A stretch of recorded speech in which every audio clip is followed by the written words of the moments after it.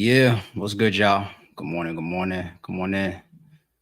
We got some stuff to go over, some stuff to talk about. Hope everybody's having a good weekend so far. Uh, I'm chilling. I'm chilling. I'm chilling. I'm chilling. Let me shoot this out real quick. Let me shoot this out. I'm gonna take my time today a little bit too. I'm definitely gonna be in the chat. I'm gonna I'm gonna get to some supers. I'm gonna get to some comments. I'm gonna get to the members on the channel. So yeah, we're gonna walk. We're not in a rush. We're not in a rush. Hope everybody's doing good out there. I might come back later on with a guest. I gotta see. I gotta see how the day goes. But all right, y'all see the title of this too. So before I even get into any of that, yeah, it's been a real busy weekend for me. Um I'm switching things around in this whole setup that I got going on here right now. As y'all see, new microphone, upgraded the microphone. I've been playing with different qualities of different microphones, different positioning and everything, trying to get more into audio. The world of audio is like a world within itself. And I'm trying to learn more about it. The whole thing about editing and visuals and everything. I feel like that comes first for a lot of people. It came first for me, but I'm trying to get more into audio.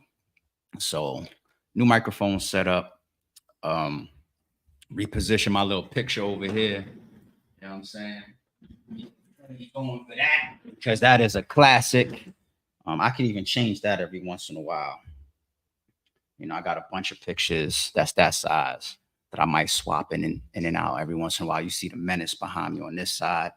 I can't figure out how to get that in a better position. So I gotta see. I got a soundboard in front of me now too. So for example, you know, when I listen to Easy to Block Captain's diss track, you know, so I got a soundboard in front of me. I got some new speakers. I got another webcam and another tripod that I'm gonna try to set up today if I have time to add another angle to these streams. Probably the angle that I might use when I do interviews or when I have people come up with me. So yeah, there's a lot going. I feel like anything that's worth doing over time continues to evolve. It either goes away or it evolves. Anything that remains constant sooner or later gets, you see what I'm saying? Or it reaches a plateau or it gets thrown away. So I'm about evolution, y'all. You can never stop learning. You can never stop upgrading. That's what I'm on. That's what I'm on. That's what I'm on. Let me jump in the chat real quick, see who's up in here. Shout out to the members in the building. P Cheesy, what's up, homie? I see you. Shout out to the mods coming into the building as well. Members, what up? Thoughts on Mayor Mandel or Mayor M doing? We could talk a little bit about that. We could talk a little bit about that. Shout out to him. Shout out to him. Mayor, the mayor getting involved in battle rap. You know, seemed like a lot of people benefited this past weekend. So, you know, we can talk about some of that stuff. Queen in the building. Shout out to the mods. What other members we got out here? Ghetto God, what's good? How you? What's up with the members in here?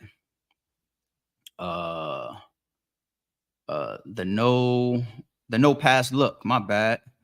No pass look. Shout out to the members in the building. Who you got? Who you got winning the we already see the West. Who you got winning the East? Who you got winning the East this year? You know, members, what up? Mike, what up? What's goody? Pretty Ross in the building, more members, blessings likewise. Yeah, we in here. We in here. Shout out to the mods once again. Wait, who's this? Who's this? 1228 Mama members. Good morning. Good morning. Good morning. Good morning. Shout out to all the members. Shout out to everybody in the chat. Shout out to the mods. Okay. Let's get into this title. So you see Battle Rap Talk 2, Hurt the Leagues. Shit kind of look and sound a little crazy, right? I did a battle rap live, specific live, a couple days ago, you know, promoting and supporting the bullpen event, politics as usual. I retitled it to Battle Rap Talk Part 1. And I I talk about a lot of stuff in that live, not just the politics as usual event before it happened. Spoke about my top 3 battles of all time, my personal favorites, politics, some a bunch of stuff. And that's what I want to use these for. You'll see a battle talk or a battle rap talk part, and I'll just keep it going like that. And then I guess like the subtitle piece where you see hurt the leagues, I'll put like a hint of one of the main topics that I'll discuss in the live as well. But there'll be other topics, of course, that I'll touch base with. And, if the members have questions or supers, anything like that, I'll get to those as well. So that's what I'm going to use these for. So when you see battle rap, talk, part, whatever, you know what it is. Okay. All right. I know people think the retired ARP doesn't have a filter. He's not as politically correct. It's a dance that you have to do. When you're the face of a company, when you're the spokesperson for a company, and when you're selling a product, especially when you're pushing a product. The product is the battle rap matches, the battle rap events, and the battle rappers. So if you understand the concept, the battle rapper is the main product, right? And you're pushing the product. You're pushing people that you work with currently. You're pushing people that you will work with later on. You're pushing, you see what I'm saying? And there's relationships that build over time as well. Some are pure business relationships. Some are, way, way past battle rap. If I say somebody like a Big K or Ill Will, like I consider those guys friends. We've done too much supporting of each other. And we've done behind the scenes for each other. We got money together, hour plus long conversations over the years, just building and shopping, talk about family and things that each other's going through outside of battle rap. You build a relationship, you build a friendship. And I do understand how those things come into play when you're talking business. They say never mix business and personal. It's almost impossible when you have these long running relationships. Like if you look at the opinion of somebody like an Oskino, he'll talk about like things that he feels Jay-Z should do for certain people, right? Because it's not always just pure business. And not only is there past business and politics as well as like the personal ties that come in. Not only is it that, but some people, not all, they tend to apply morals, ethics, and principles to any of their dealings. Like Dame Dash, right? Dame Dash has always championed himself as being somebody that stands on certain codes and principles no matter what. He won't sacrifice certain things for a bag. And he's abrazed many for that. But there's a principle and a moral factor in there that you have to respect. Um, I feel like I did a decent job carrying that over the years.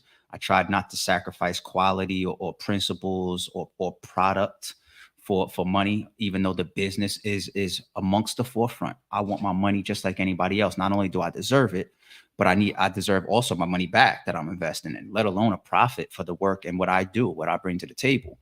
So there's all these factors in there. It's not easy to navigate. People think that it's easy to navigate. They find out the hard way. They jump into battle rap. They get burned. They're one and done, and they're gone, or they struggle, or they never turn the corner where they learn how to make money, or they invest them years in of taking losses and building up a fan base and loyalties and relationships and understandings and coordination and knowledge of the culture and knowledge of how things work and matchmaking and the politics. This is all this huge gumbo pot of what it takes to sit in a league owner or a platform owner's shoes and try to be the center of something becoming successful.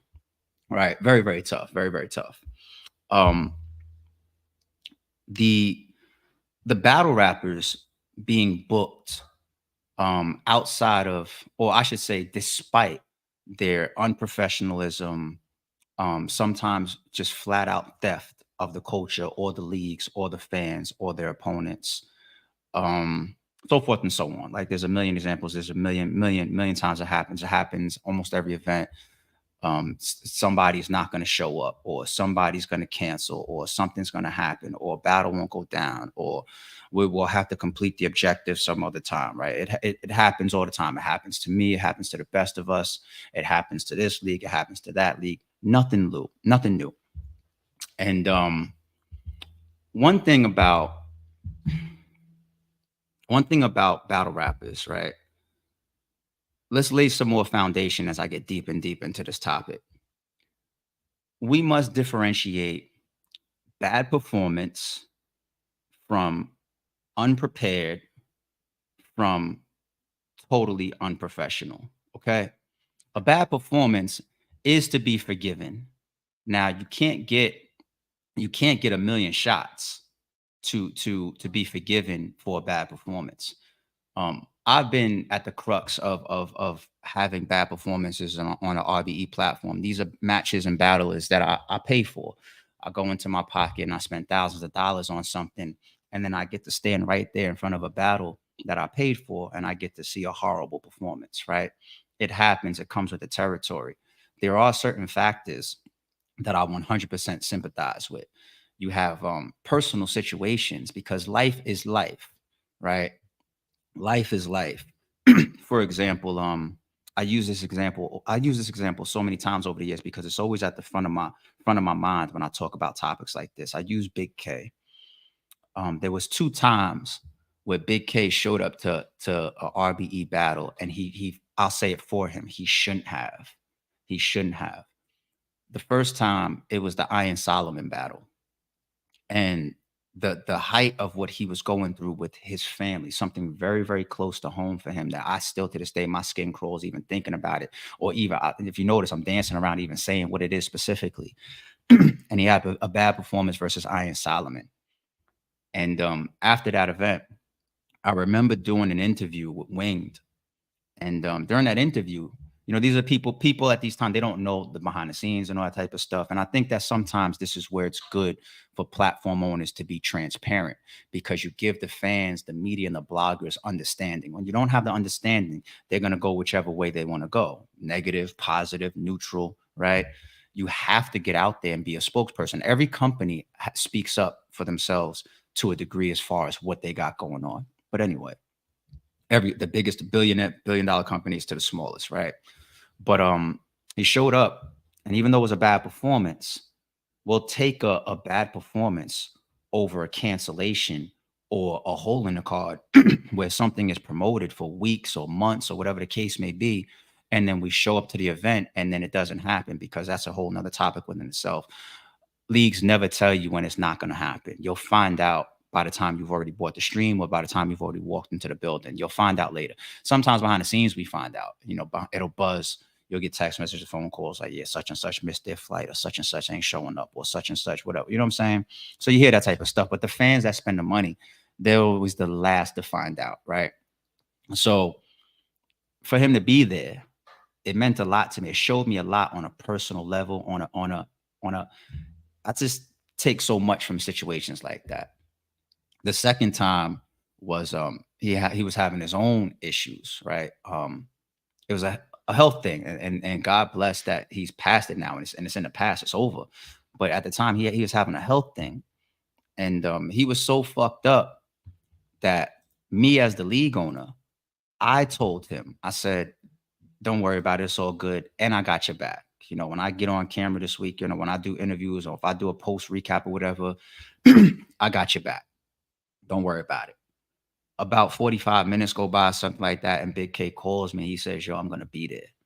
Now, when a battler already doesn't want to show up to a battle, and that's in their head, whether they got an excuse or whether it's a legitimate reason, if the league owner gives you the cosign, like, no, don't come, it's all good, and then on top of that expresses that they're gonna hold you down. Sometimes a league owner might even get out there and then not give the full picture, but just say, "Oh no, this happened," and then the fans will understand, because a spokesperson that has booked it and paid for it has come out and said, "It's okay, don't worry, don't go after this person, it's okay, y'all." Right? Then they'll have understanding, like, well, the first person we would think would be upset would be the league owner, the person that paid for it, and that person's co-signing it. I gave him a cosign. The man's called me back later on. I'll be like, "Yo, what's good?" He's like, "Yo, I'm coming. Yo, just I know this is like the day before. So it's too late for him to get on the flight that we already had to make it to the face off on that Friday." He's like, "Yo, just book me a flight to get in the morning," and I'm there. And it's just like this guy, man, this guy. You know what I'm saying? I think I said it on stage, and it might have been a clone battle. I forget. I said it on stage, and we left it in the footage because I feel like battlers at times deserve that type of shit. Just like I'm talking about it right now publicly, people deserve that type of shit when you put across that type of effort. Um, I done booked matches with battlers that were fresh from jail, you know, fresh out from getting locked up straight to the stage. All types of situations that I've seen that justify why people have bad performances. And also, there are things that the league doesn't know about. Maybe they're going through shit, but they don't tell the league owner. Maybe they don't have that type of relationship with the league owner. They don't want to be personal with the league owner. Um, or maybe they just, fucked up their prep. There's a million reasons why you could show up with a bad performance. It could even be the vibe at the moment. You could be thrown, it could be your opponent that's just putting so much pressure on you and you just up there choking or whatever the case may be. You never know. It's a million reasons for people to have a bad performance. Some people will blame the venue. Some people say venue size or the fans were heckling too much or the time limit. So like it's a lot that can make somebody have a bad performance. But now when you move on to that second thing, which is bad performance versus unprepared. Okay. We know the difference. Some of us have been watching battle rap for 10, 15 years plus. Even new fans. Like it's just the eyes and the ear test. It's just like you can see that this person is not prepared. The way that they're stumbling on words, the way that how frequent in their rounds they're forgetting their spot. Their confidence is there. So you see like they're naturally them, but the material is being lost. Like you got that situation. You could tell from the quality of the bars. You could tell from sometimes the length of the rounds. You could just tell like this is some mixtape shit. We've had that happen a million times. Or this is some freestyle shit. We've had that a million times. Or this is some just last minute thrown together because I know this person's ability. Yet what we're getting right now is it's like nobody's gonna replay this battle. There's no wow factor. You know what I mean? Versus somebody that has classic, like EFB, every fucking ball from round one to round three. We can see the difference, right? So being unprepared is on the bracket of being unprofessional, right? But then that last piece, which is just total violation. The total violation is the excuses, the no-show, the thievery, the accepting deposits when you really don't have an intention of really doing the battle or treating it like it's secondary, right? Because that's another subtopic I could say. You'll get battlers that we give an excuse to, and we'll say, this battler is booked on this big platform, right? And also this big platform has great financing. ARP probably got a big back end check for the person, or URL got sponsoring, and it's big, or Rem, she pays good, so it's probably a big back end check. So you expect like the platform, the visibility, how much the battler can be hurt from negativity on their brand, as well as the amount of money associated, right? Can make somebody prioritize. Okay. Common sense can make somebody prioritize versus like this smaller platform, this smaller opponent, something that could be swept under the rug, right? A smaller check. But the responsibility, of course, is still on the battle rapper because you all out look like a bum to me personally, just my personal opinion, if you can't prioritize everything that you sign up for. Because if you just grab that for a quick deposit and you didn't have any intentions of prioritizing it, you didn't have any intentions of giving it your A game, you didn't have any intentions of showing up, you needed that fucking deposit and you're a bum and you're a thief. You know what I'm saying? So the unprofessional shit is, the third level of these three categories. Now, one thing that I just mentioned was the difference of platform and shit. And that's where I think even relationships definitely come in because there's really no unification amongst the leagues in regards to what happens to a battle rapper. Stay with me. Let me enforce this point by adding a different point. A reason why battle rappers can get away time and time again with being unprepared or being unprofessional is because I said before what my definition of a star is. My definition of a star is somebody that can carry a sell of a product on their own. I keep giving the example. When we bought Mayweather versus Pacquiao, we don't even know the fights on the undercard, nor did we care, right? Battle rap is not able to sell one battle or one matchup. Okay. It's not. So no battle rap matchups outside of mega matches, right? And some of our are like the handful, like literally, like there's five, if that, a handful of people that can really carry something on their own, right? We want a collective. That's how battle rap is. And we understand and we know logically that if a league could spend money on wood, all them flights, hotels, and bookings. If I could make just as much money just booking the main event, I would. I wouldn't waste my money on the other 5 to 7 matches. Okay. Battle rap fans and this product needs a collective, right? And when you have a collective, you could hide in it. You can hide in the mix. You could be hidden in the mix. So I can roll out an event and I can have, let's say, 6 matches, top match, main event, something that people want to see. Let's say the second match, co-main event, a good matchup. All right, cool. We rocking with that. Third matchup, somebody that has a consistent reputation for either being unprofessional, being unprepared, or giving bad performances, right? Now, people could be on this person that's in this matchup. They could be on this person's heels, saying this person shouldn't be booked. This person shouldn't be on cards. This person needs to be sat down. But he's a third person or the third matchup on the card. He's hidden in the middle of things. And what happens is, if you really want to see this main event and this co-main event, I'm still able to get this shit off right here. This motherfucker right here, if he had to stand on his own, he would have been dead a long time ago because the product is on zero. The product is bad. It's a bad product, right? If you buy, if you go to a store to eat, to buy something to eat, you know what I mean? And the food is spoiled, right? Or whatever, right? And you throw it out. And let's say you a lot of people, you buy one bad meal from somebody, especially young black people, you fuck up my plate, my food one time. You got one chance, never coming back to you again, right?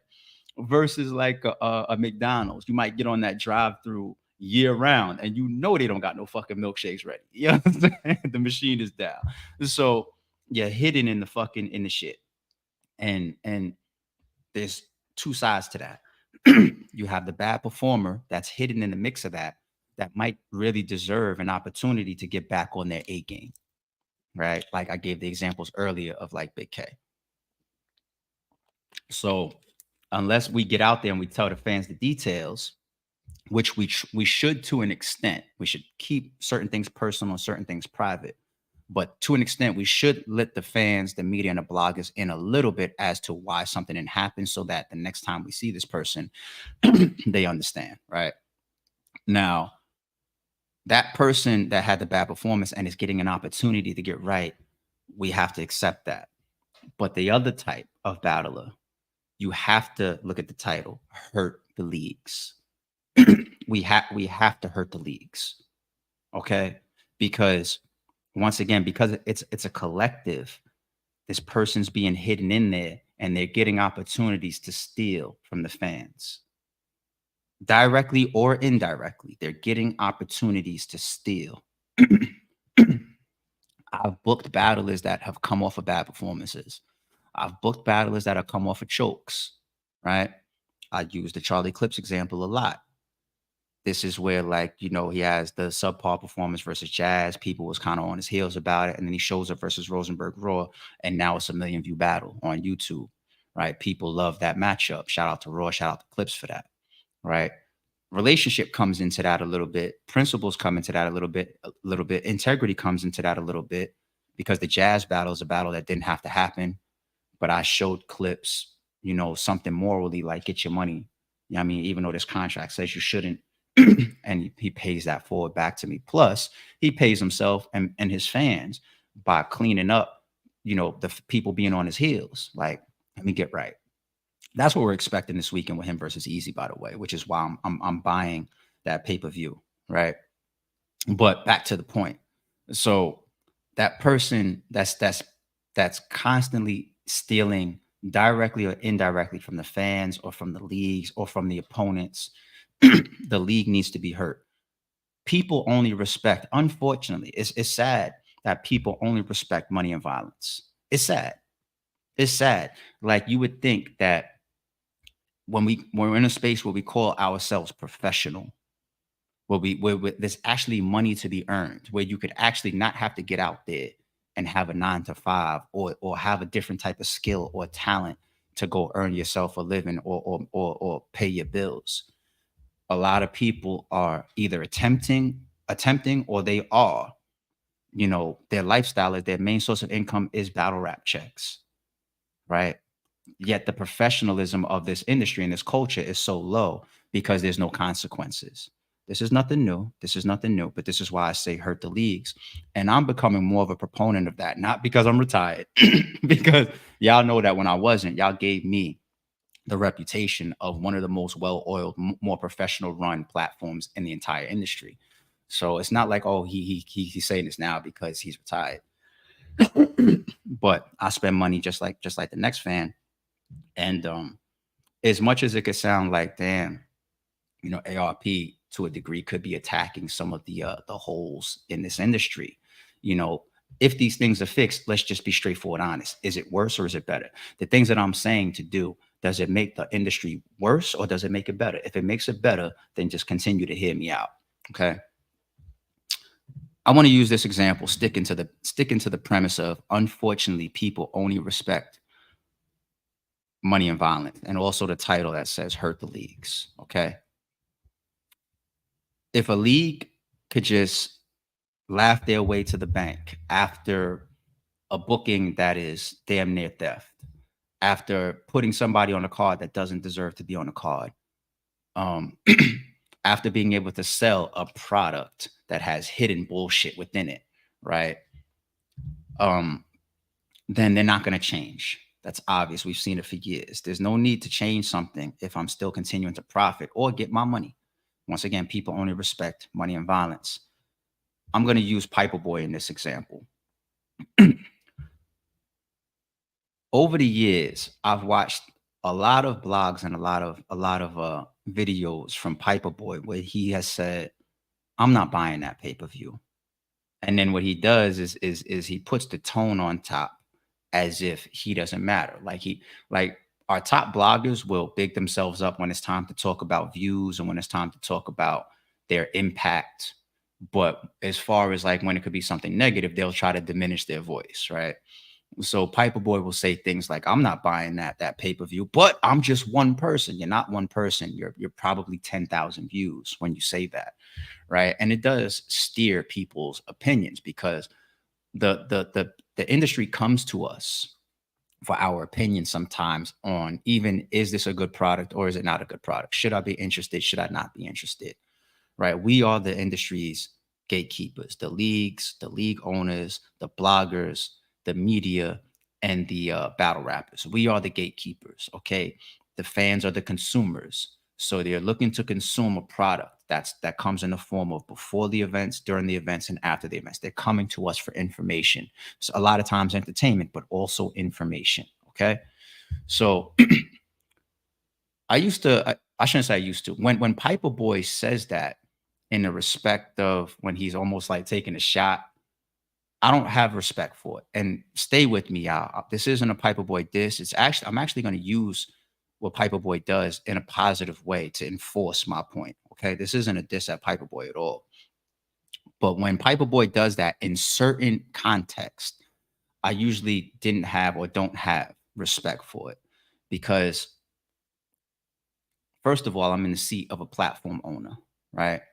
Piper Boy's in the seat of a blogger, right? Technically, Piper Boy or blogger is in a seat where they can only gain. They can't lose, right? Once you set up your blogging, you buy your camera, your equipment, you got your YouTube channel set up. That's the money that you invest, and the only investment you have after that is time. That's the only investment. Whereas like a platform or a battler, battler can lose money. The blogger won't lose, even if your blog does 100 views. It could be a quarter, 10 cents that you earn, whatever. You're still in the green, right? You're still in the green. A battler could lose money. The league could lose pay-per-view sales. They could lose door sales. And if your content is based around what the battle rappers who are the product and what the leagues put together, which are the owning companies over at the top, at the helm, and you bring it down, not only to me logically it doesn't make any sense, but I don't respect it because it does get sensitive on how you attack people's pockets, right? And when I say when I say when I say putting out an opinion of you shouldn't, air quotes, buy a pay-per-view, the leagues and the league owners are creating content and spending the money, and the battle rappers making money and creating the content to put out a product that the bloggers will be able to talk about and earn money from. So if you speak down on a pay-per-view, right? If you really just look at your own pockets forward, you're indirectly hurting yourself, that blogger in that moment. Reason being, like if I say, I'm not buying this card that's coming up in 5 weeks, right? Now, if I lose money from that, then I lose the ability as well as even the passion to navigate battle rap financing for my further events after that, my cards after that. If I have a successful max out one, right, and I make a lot of money and max out one and the viewership is through the roof and we're going viral, all this type of shit, a month and a half later, I'm giving you max out two. This is true story. This is how it works, right? And if I give you back to back max outs, look how much money you guys can make by talking about that product that's in the field. So you're indirectly taking money out of your own pocket by actually degrading people or speaking down on people supporting a pay-per-view, right? It's logic. But here's the side of it where I can agree with a Piper boy. If the context of don't buy that pay-per-view is because we need to hurt the leagues for supporting a product that is constantly stealing from the fans. There's a track record, or this is crystal clear at this point. This person is never prepared, or this person, has a 35 or 40% rate of not even showing up or performing the matchup, right? Then hurt the league. Hurt the league. I've never done it before because of how sensitive it is to play with people's money. I don't respect playing with people's money. But there are justifications in certain contexts and in certain situations. There are justifications. Because if I can watch somebody steal, I don't respect thieves. I don't respect burglars. You know what I'm saying? And if I don't respect it, then I shouldn't speak on it in a way where there's respect attached to it. So if I see you hidden in the middle of that card and you continue to steal, we got to hurt the leagues since people only respect money and violence. You see how I put it all together? You see what I'm saying? That's the overall point. That's the only way it stops. I used to say a lot on camera, you know, more so just the level that didn't include the money, where I'd be like, there's no consequences. Y'all are gonna keep talking about it. Y'all are gonna keep blogging about it. You know what I'm saying? And some of these battle rappers and some of these leagues, they get used to the crying wolf factor. They are well used to the crying wolf factor. So they're just like, okay, you piss and you moan. I'm gonna book it. I'm gonna promote it, and it's gonna work. And 9 times out of 10, you guys show them that it works, especially if the person finally shows up and gives you a one or a fucking 1 out of 4 good performance. Finally doesn't choke, and then they're able to fix themselves. I seen Jay Black do that in the chess blog, and I jokingly called him out for it. And Jay Black is one of the best battle rap analysts in the culture, right? He's a very smart person and he's a great analyst and he knows this shit inside out. But I watched him attack chess, show examples of chess, and then he gets to the end and says his next joint is going to be cool. Or I shouldn't say, I'm going to paraphrase. I don't want to put words in his mouth, but he said, his next joint will be anticipated because everybody likes a comeback story, right? And that's the 100th chance. We just keep giving the opportunity for the comeback story. So whether it's my channel, whether it's other channels, that's when we actually deserve to get out there and hurt the leagues and try to purposely say, you only respect money and violence. That's what you're showing me. You only respect when your pockets are hurt. That's the only time you respect it. That's the only time you're really going to listen to me. You hear me, but there's a difference between hearing and listening. You hear the chatter. You hear the bloggers saying, "Oh man, this person again, it's probably not gonna be good. You last one." You hear the chatter of the fans saying, "Oh damn, I didn't get my," but you didn't get a million refund requests. You didn't get a million people submitting, credit card refunds, right? You hear it, but you're not listening to it because you didn't get impacted by the bullshit. The bullshit is supposed to be like, if I bought that stream and I didn't get my full product, I'm submitting my credit card refund request. Everybody, everybody, fuck it. That's what it's supposed to be. And I'm on the terms, on the circumstances of unprofessionalism. Let me add that piece to it because that's what I kind of introed with the separation of bad performance versus unprepared versus total unprofessionalism. And in the unprofessionalism bracket is theft, is all of that shit, right? And being prepared and knowing that you got stuff going on is part of being professional. Like like a let's say some of these football players and some of these NFL and NBA players, you have to assume that it's even in certain contracts, endorsement deals. If I'm going to give you, $100 million this year to endorse my product, Nike, or if I'm paying you as an NFL owner, 250 million to be my starting quarterback for the next 3, 4, whatever the case may be, you might have stipulations in your contract. Oh my God, this is why these people annoy me so bad as I'm thinking at this point. You might have stipulations in your contract that say something like you're not allowed to play pickup basketball in the off season. They're scared you might get hurt when outside of when it matters, because when it matters is when the money's on the line, which is when the lights is on, the cameras is running, and we're on TV and we're playing these NBA scheduled games versus you just having a passion for basketball and saying, you know what, let me go to the park. I got sent home early this year from the playoffs. Let me go to the park, go play some ball. I feel like playing some ball and fuck around, get hurt in a pickup game. Some of these motherfuckers be having that type of shit in their contract. You can't do it. You can't play pickup ball. Some of you NFL players probably got some shit. If I sponsor you $400 million, you can't even play flag football with your children on the weekends. It's $100 million on the line that I just gave you. Real shit. This is real business. Why doesn't that shit? I shouldn't say why. That's supposed to carry into any business arena, including battle rap. For example, I sign a contract knowing that I have a battle coming up. It could be weeks before. It could be a month before. It could be 2 months before that I know I have a battle coming up and I sign this contract. That date is supposed to be right there circled in red on the calendar, or put a fucking a weekly alert on the calendar on your phone, whatever you got to do. And you do things in your life to make sure that you will be available. That means that you got to stop doing certain things. You got to stop going certain places.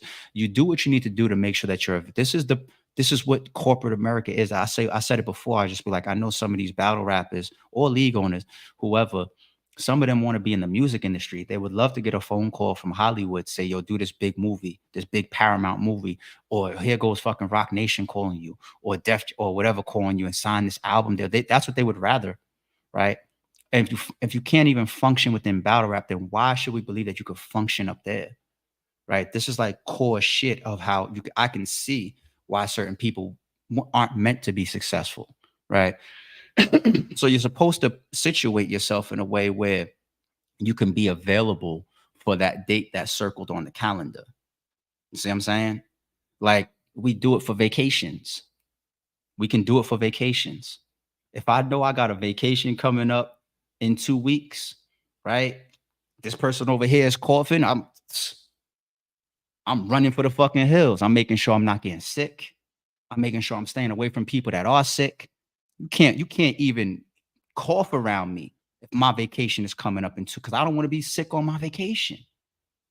You know what I'm saying? People call me for things or whatever. Oh, nah, that weekend I can't. The week before, I can't. You put things in order to have your ass on that fucking resort, right? It's wild to me. It's like I know this is an old tune that I'm singing, but at least I've been singing it since I got here. I'm not the retired, disgruntled person that says, oh, now he's not booking pay-per-view events anymore. So now he's airing this out. He's airing out the ugly of first of all, this is all ugly that we know. It's just we're not reacting to it in a way where the industry is able to grow and bullshit is able to stop. I've been talking like this for 10 plus years. For 10 plus years, I've been talking like this. And I know talk is cheap. I know I probably haven't had the most perfect runs of matchmaking as far as circumstances or delivering a product. I've had battles that probably battlers maybe that I shouldn't have booked at that time and I gave it a chance, or maybe I really was interested in that matchup. I'm not perfect, but at least I've been saying this shit for years. And if y'all applied it to me while I was promoting a max out or whatever, then so fucking be it. Cause I've been saying it for 10 plus years. So at least I've been consistent with that. But these are the things why. And I hope as I made all those points and I draw it all into that, y'all understand why the title says hurt the leagues. Hurt the leagues. Hurt the people that have to fund these people. Hurt them. Because unfortunately, people only respect money and violence. Unfortunately. AK, what up? Member for 7 months. That's dope. You're probably one of our longest running members. I think we started memberships on the channel. Not think, I know. I converted this channel to be able to do membership functionality when we dropped, or right before we dropped the Ill Will versus Hitman face off. Right. So you couldn't even become a member of the channel before then. I couldn't even turn the feature on. Right. I had to convert the channel and everything. So hasn't been that long. So for you to be a 7-month member, you've been around for a while, homie. And shout out to you once again because you gifted a membership on the channel. Shout out to you for always doing that. Appreciate you, homie. Day one members, I appreciate you. I'm gonna scroll up a little bit because I know I touched on a lot, but I feel like these are points that we need to actually discuss. I'm fucking getting hot. Start getting a little too hot as well. It's a little start sweating up here while I'm doing this live with y'all. That's funny. That is funny.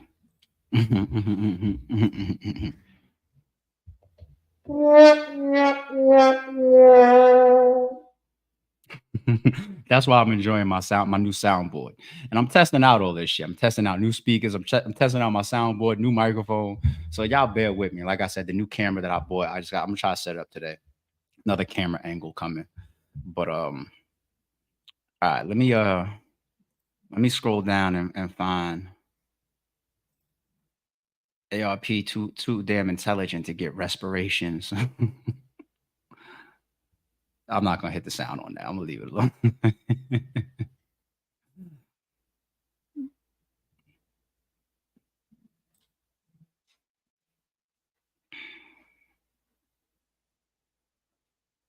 I don't see any disagreements in the chat, which is good.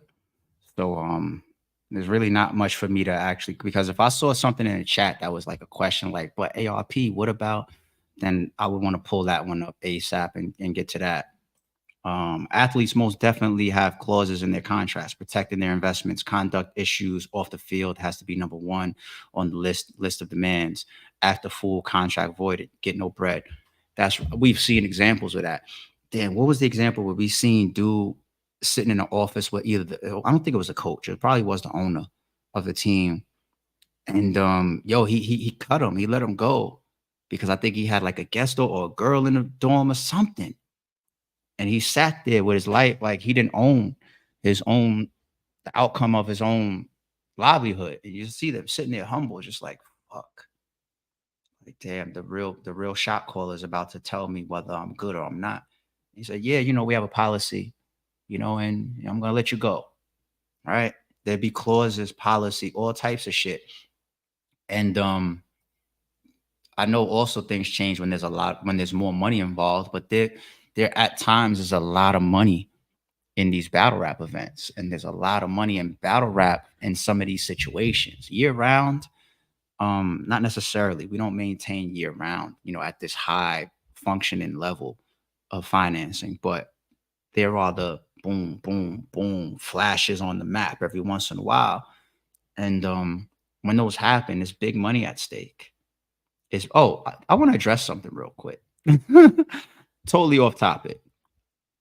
I heard a little and I'm not even supposed to have an ego for what I'm about to say. I'm not even supposed to care, because I'm supposed to be so cool and confident in what I got going on and what I'm doing and the choices that I've made and why I am where I am. But every once in a while, I'm human. You're gonna see me address even bullshit, fuck it, petty shit.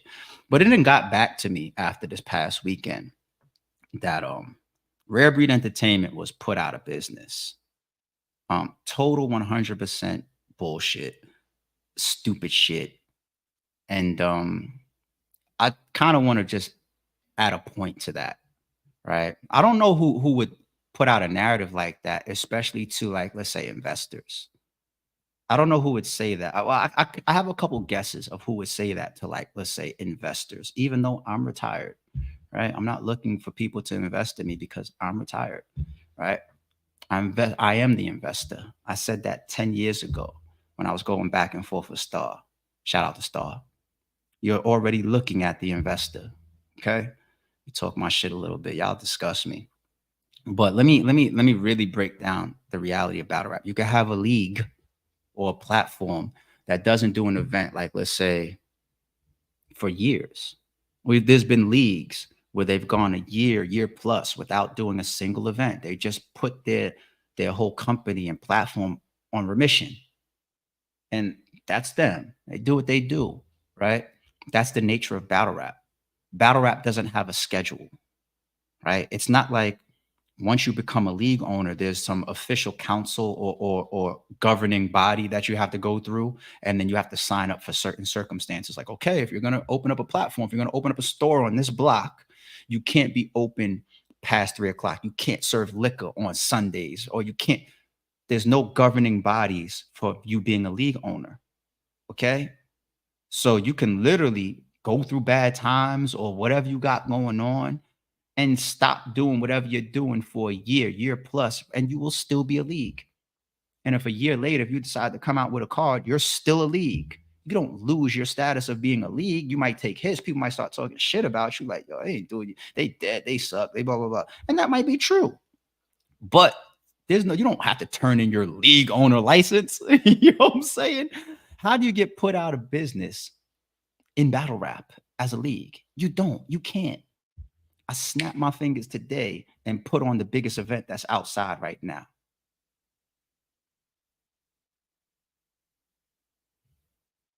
So I think that there's benefits to try to tell people. Like, you could try to steer people away from me, but I'm steering people away from me. I'm telling people I'm retired. So you don't have to be so scared of, is ARP still going to come outside and do something, by trying to lie to people and steer people away from me, because I don't want to do it anyway. All right. So let me just check your bullshit and show you how much of a fucking lame you are and how scared you are of me. You don't have to be scared of me. I make the decisions for me. Nobody can force me to do shit. Nobody can retire me. Nobody can stop me from doing an event next week if I want to. I choose to retire. And you show me how much of a female, how scared you are of me, of my capabilities, by telling people that. He was put out of, no, I wasn't. You can't even put a league out of business. I just gave the logical reasons why. There's a quick one for y'all.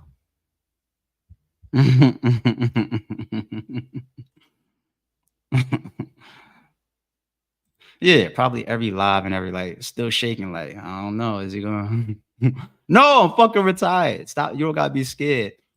You know what it is too? People be so, let me take it back. Subtopic.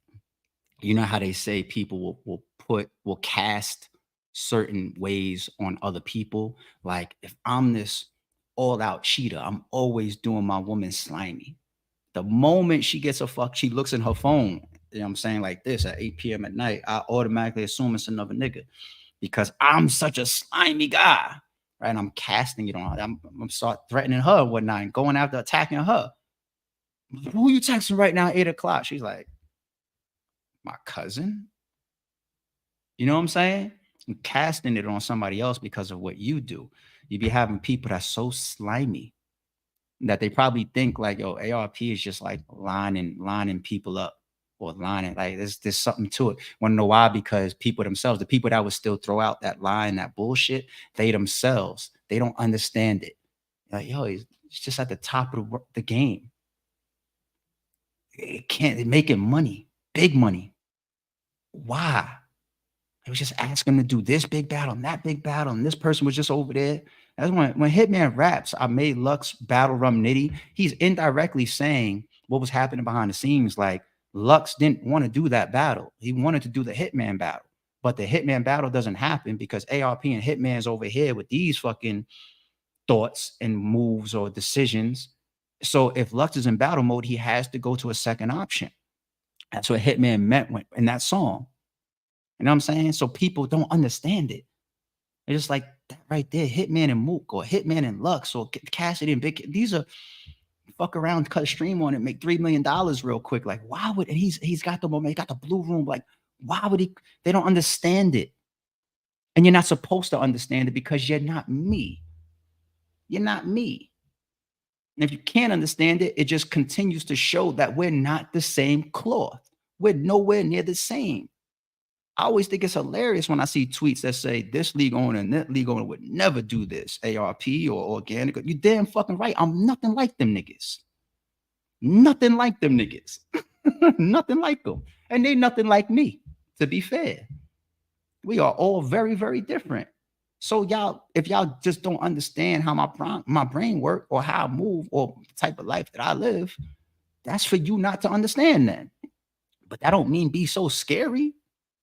That don't mean be so scary. Like, nah, there's gotta be something to it. He's trick up his sleeve or something. This nigga's he's waiting for us to do something and then he's gonna bomb something. Like, I'm not the what do you think? I'm sitting around waiting for payback or some shit. I'm cool, dude.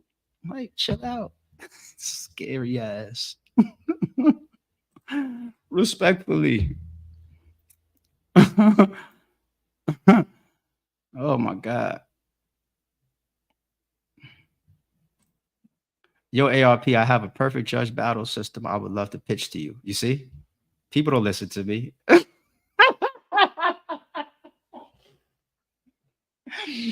People don't listen to me. Y'all won't let me fucking retire. That's what's hilarious. Yo, you know how many DMs and tweets I still get? I get DMs and tweet, and I'm humbled by it. Let me stop laughing for a second. I'm fucking humbled by this shit of what I done in battle rap. But you know, because I done said a million times by now, retire, retire, retire, retire. It's either Wayne and Lawrence, you know, their side of the ship, or full circle type of shit, like one-off shit. That's it. And I still will get people like tweet me battles like, yo, ARP, check this battle out. I want to be your new gunner, or DM me like, yo, but I'm like, people won't look at this card right here. Yo, I have a perfect. They won't let you.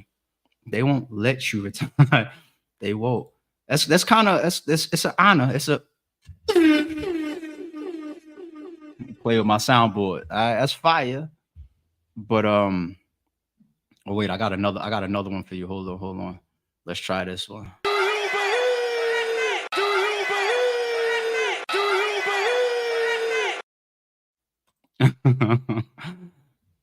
But nah, it's an honor, and I'm humbled by the shit. But geez, like there's no secret, there's no angle, there's no conspiracy theory, there's no secondary plan of attack. It's just somebody that's like, I love what I've done, and I'm cool now. That's it. The fuck. That's it. You watch my lives, dude. Just listen to me. Just listen. Listen to me, okay?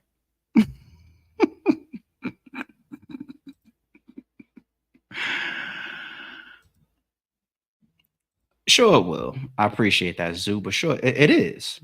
Um, there's the disbursement of power concept, right? If you got Mercedes, BMW, and Lexus, I just use three people like that. Um, if let's put them in order. Like let's say you got Mercedes is first, let's say BMW is second, let's say Lexus is third. And I don't even know if that's true in sales. I don't know because Lexus is owned by Toyota, right? So for all I don't know, whatever. But let's say BMW is in the middle. Let's say they they pull themselves out and get into something else. They get into fucking, I don't know, uh trains, railroads, I don't know, electric trains or some shit instead of cars, right? The disbursement of power. All those people that are loyal or enjoy BMW, like the cars, like the trim lines of BMW, um, like the name, like the brand. People fall in love with branding and marketing. Your first car was a BMW, or the first nice car you had, or BMW never broke down on you. You know what I'm saying? So you stick to what you like and what you know and what takes care of you. You know, there's certain people you can't tell them about Mercedes because the Lexus, you know what I'm saying, RX that they had for the last, X amount of years didn't even need a fucking oil change. And I'm making shit up now. But you know what I mean? It just is what it is. Like people, I'm not gonna say that example. I don't no gun talk. But it just happens. BMW, if they decide to go away, there's a disbursement of all those people that were in that brand. Let's say 20% of them go to Mercedes, 30% of them go to Lexus, right? That was just 50. I said 20 and 30, yes, 50. The other 50% go amongst other the disbursement of power. It just, you know what I'm saying? I thought that type of concept last year. You know what I mean? Like that's how it goes, whether you're talking about talent, whether you're talking about impact, other platforms get to be spoken about in a way where maybe RBE was spoken about, or it creates space for scheduling or certain battlers or certain matchups that may have been tied to certain platforms. They move around. It's all these different factors of the disbursement of power. So it ain't no something will die. There's always going to be somebody willing to rap, and there's always going to be somebody that's willing to book the battle or book a battle. Um, so three letter, what's good, homie? How are you? Good to see you, G. Good to see you. RBE is the German engineering of battle rap that can't be replicated. I appreciate that. I appreciate that, Zoo. Thank you. Thank you for that. Thank you, three. Thank you, three. Thank you. I'm in the chat now. I'm in the chat with y'all. I know lately, last couple of weeks, there's not a lot of lives that I do.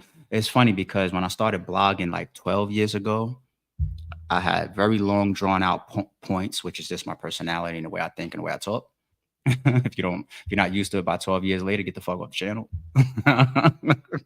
You know what I'm saying? And people used to meme me for how long my blogs was and shit. And recently I started, everything was under 20 minutes. You got some 10, 15, whatever, blogs and shit, lives. And now I'm flipping. I'm like, oh wow, I'm here for an hour. What's up, y'all? Like, and I think that's the difference between the joints that I do live, where I just got a topic I want to just jump on real quick and then I'm off. Versus these are building sessions to me. Like I have my topics to talk about, like what we did for like the first 40% of this fucking joint. And then I want to leave room to rock out with the members and, you know what I'm saying, the supporters and the people that have supers and all that type of questions and shit like that. So, Queen, you crazy.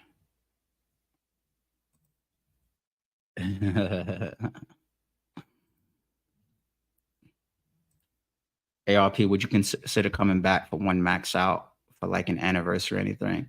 Nah. And reason being is because like I put on my gram that I showed y'all in the recent live too, you know, you can spoil things. You can spoil things. Like look how they're doing KD right now. And I'm no KD. I'm no KD. Then again, I do got my rings. Yeah. Fuck y'all. But look how they're doing KD. You know, when they're looking at his choices, his playoff exits, his winning impact ever since leaving Golden State, they're taking him out of that of this era's best player. They're trying to remove him. There's a time where he was contending with LeBron, and he is well past that discussion now. Like, that discussion doesn't happen anymore for him. Um, I say that to say, you know, if you're not doing something for money, if it's not about the money, and you can take care of yourself just fine, then legacy weighs that much heavier. It weighs that much heavier, and you start to care about your exits. Look at Mike Tyson. They're doing that the same way to him. Now, Mike Tyson has become a polarizing figure for more than just fighting, like the last 15 years or something like that. For more than fighting. So I think he's always going to be revered in a certain manner because of his personality and his interviews. He became the type of person that you want as a champion for, because people look at Mike Tyson, they feel like he doesn't have it all there. He's been robbed by the Don Kings of the world. He's lost a lot of money over the years, and possibly, debatably, even had to serve jail time for something that he may or may not have even done. Who knows? Who knows? Um, but Mike Tyson has become somebody that we root for, right? It's just kind of like, at this point, he lost a child, right? Became somebody that we wanna support. But there's still always that financial side of things, where it's like, fuck, I'm 50 years old and I gotta go get back in the ring with a young lion, right? Um, it sucks to see our legends have to be in that spot. Um, and you want to be able to have your graceful exits to anything dope that you do. You don't want to get fired from your job. You want to be able to retire from your job, right? You have a corporate America 9 to 5 or something like that. You don't want to, damn, I'm no longer doing that shit because I got fired. You don't want that, right? You'd rather be like, yo, I did something that I loved. I did it for 30 years. I got to the end of it. I retired, started collecting my 401k and my pension. I started putting my feet up, treated myself to a Bentley, paid off my mortgage, and I started putting my fucking feet up for the fourth chapter, or the last phase of my life, my next 20 years, so to speak. Right? That's what you want. It's just a bigger picture. You know what I mean? And I'm for those bigger pictures. And battle rap is obviously a big piece of my life. I gave it 10 years as a platform owner. Right? So the same way I would want to exit from anything that I'm involved with on a good note, you don't ruin that. You don't play with that. To me, especially if you care about legacy. Some people don't care about legacy. I'm big on legacy. You got your public legacy, which is like how y'all know me, right? And then you got your personal legacy. The personal legacy to me is your friends, your family, your close associates, right? If we leave the earth tomorrow, God forbid, right? You would want your personal legacy for, like, your family and your friends or your children to look at you and be like, man, that person, he or she was great, really, really great. Then your public legacy, let's say you're the fucking owner of Gap, right? Oh, no, I use Tommy Hilfiger. You're the public owner of Tommy Hilfiger, right? Public legacy. Do you if you leave the earth, the owner, do you want people to say like, yo, there was always a shadow over you, or your last line of winter clothes that you let go, people thought that it was tied to racism or something like that? Would you want that tied to your legacy? Like, these phases that you go through should be important to you. And they're important to me. You know what I'm saying? So, nah, sometimes you just gotta leave it alone. Max out 3, went 11 for 11. You want me to do a max out 4 and lose that type of luck?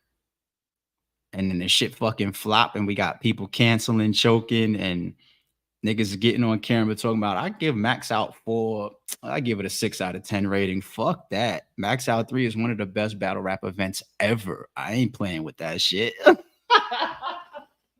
Hell no. I ain't ruining that shit. Salute, Gavion. Appreciate you. Appreciate you. Thank you, Ghetto, for understanding that. And if you can't respect that, your whole perspective is maybe you nah. Members, what up? Let me see. I respect your decision to move on. You called Max out 3. Your Jordan shot exit. Are you concerned you would mess your legacy up by returning? Even Jordan came back. I'm not concerned that I would because I do what I do very, very well. But because I've also retired for like I'm done. I gave it 10 years. Then if that 10-year mark and that 10-year anniversary event landed on a fucking 10 for a 10 max out 3 type of event, then it's just like all the stars line up. So it's like, nah, leave it alone. That's all. That's all. But yeah, remember, it's not just because Max Out 3 was what it was. Nah, it's a lead up, and then it's just like that kind of all connected perfectly. So yeah, graceful. Now I get to just talk my shit on the channel, have fun, rock out. We I know we have a huge piece of subscribership over here that's looking for battle rap, and I'm still here for battle rap.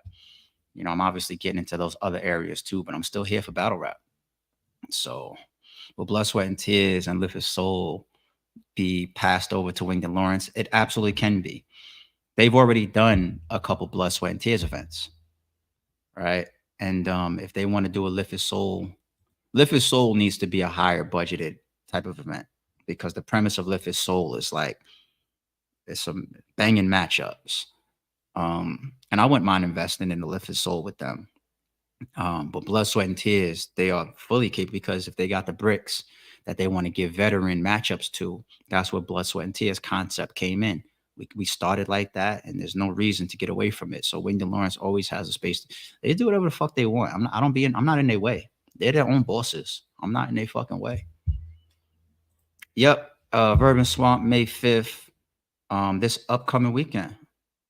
This upcoming Sunday, May 5th is Sunday. Shout out to Verb, shout out to Swamp, shout out to the Trenches as well. Trenches, shout out to Easy, shout out to Rem, shout out to Chrome 23. I'll get up here and I'll probably do some predictions towards the end of the week. You know what I mean? Rem, you can come up. Easy, you can come up. Is your Skino interview members only? That's a good fucking you're right, Mel man.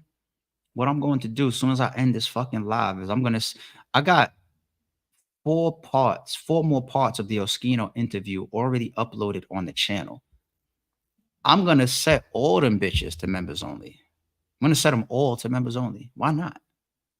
All of them right after this live is over. Thank you for reminding me, the Mailman. And then part 2, I'll probably release maybe tomorrow. Part 2 is about, he's had that thing with Meek Mill for years. Part 2, we spoke about that. But I went with an angle of can it be repaired? You know, like if Meek calls you or can you call Meek? I kind of wanted to get to that angle because that's something I haven't seen. You know, him and Meek thing has been for years. We've all seen it before, seen it on his channel, seen him on platforms talk about it. I tried to go in that angle a little bit and he answered it. So I'll put that to members only along with the rest of them. And that one will drop for the whole subscribing channel or the whole YouTube probably tomorrow. But yeah. Shout out to O. No. The one that's out right now where he's talking about Charleston White. Once I make something public, I'm not going to pull it back to members unless it's like a live. And then after I get off the live, I immediately set it to members. And normally I tell people that when I'm doing it. So this right here, even this live that I'm on, I'm not going to set it to members after. The old part 1 that's out right now with him talking about Charleston White is going to stay public. So you can watch that whenever you're free. The rest of the joints that's already on the channel that y'all can't see, I'm going to set them to members only right after I get off of this fucking live so y'all can start watching those. But then part 2 will be made available for everybody, even if you're not a member, probably by like tomorrow. That's how we're doing it. Positive Vibes, what's good, homie? Shout out to the members, but Positive Vibes, man, he's been the homie for years and years and years. I've had the opportunity to meet this man in person. Real good dude. How did you connect with Oskino? Does he follow battle rap? Yeah, he definitely follows battle rap, but not that heavy. I just hit him up. I'm like, yo, you need to come up on the channel, homie. I want to talk about some stuff. The same day I hit him up was the same day he hit me back. And then called me real quick, and then we lined up the times and shit. Always a stand-up guy from my dealings with him, stand-up guy. So we knocked it out real quick. Shout out to O once again.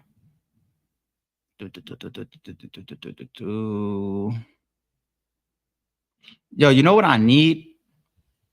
I need a member or a mod that can help me timestamp these freaking videos, man.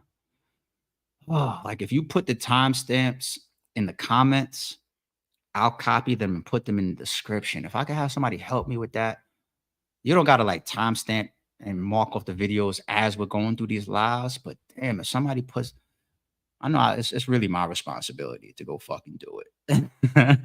But when we sit here and rock out like this and we have all these different topics, I'd be liking to have timestamps for y'all. Shit. If it's that easy, then hook me up, man. Because I would have to replay this right now and see each spot where we kind of transition to different points and different talking points and get into the description for y'all. Oh, damn, I don't want to do that myself. Soundboy shit. All right. Why battle rappers don't perform a song after the battle rap event, or the vibe doesn't work after an event. After an event, so the fans are coming for the battles. They're not coming for music. So after an event, people are gonna be walking out on you and shit. The way to do that is the way that Calico does that. Calico sometimes won't even come to the stage until his song is playing. He uses it as his own fucking walk-in WWF type of setup. Hey, I remember when we was at Max Out 2 when he battled Hitman. We was in Believe Music Hall, and I'm on the mic, and I'm just like, "Yo, Calico to the stage, Calico to the stage." Time is going by. It's a big crowd, so even moving through the crowd could take 10 minutes, 10, 15, 20 minutes. So one of his boys make his way up to the stage. He's like, "Yo, Cal said, he's coming. Just put his song on." I'm like, "Oh, where's the fucking song?" I think he went back to Calico, tell Calico to fucking email it to me or whatever. I get the email, then I go to the DJ. Yo, DJ, put this song on. I mean, now it's like 30 minutes going by and shit. That's not Calico's fault. It's just maybe we could have like coordinated that before. But I know what he's doing, and it's smart. He's marketing himself right there in the building, and then he takes it up a notch even past that. So the song starts playing, the DJ puts it on, and I see a light all the way in the back of the fucking venue. It's Calico and his entourage and a cameraman walking through the crowd, damn near recording a music video as he's performing to his song. And I'm just like, that's a great idea to do. But I'm like, motherfucker, we booked you for a rap battle, man. I don't got time for this shit. You know what I'm saying? But smart move by. So that's really how I've seen people, and then obviously when people walk out for their battles, they ask the leagues to play their songs. So that's really what I see the most. But actually on our channel, we may have been the only people to do this. On our channel, you'll see videos from Relion. Shout out to y'all if y'all know Relion. And even a Team Hami performance video where we had Team Hami perform between battles, Bugs and Moneybags. They did some songs. And we edited that and we dropped it solo on the channel by itself. The Barkitects. That's when Moneybags and Bugs, their duo was the Barkitects. And we put those videos up. So we definitely supported people doing their thing live at events. It's just not something that's highly requested because fans are coming for the fucking battles. Like let's be honest. They're coming for the battles. But all right, y'all. Let me go get my ass in the gym. I appreciate y'all rocking out, man. Yeah, members, I'm about to set all those Oskino videos for y'all right now. I gotta set my next camera up too. I'll be back. We working, you know what I'm saying? We evolving. Hope this was a good one for y'all. Battle Rap Talk Part 2. I'll figure out what topics I want to address by the time we get to part three. But those are the ones where we're gonna really sit here and rock out. Hour 15 minutes. Hope y'all got a good listen. And yeah, I'll catch y'all in a second. You already know it, right? I'll have to get up out of here.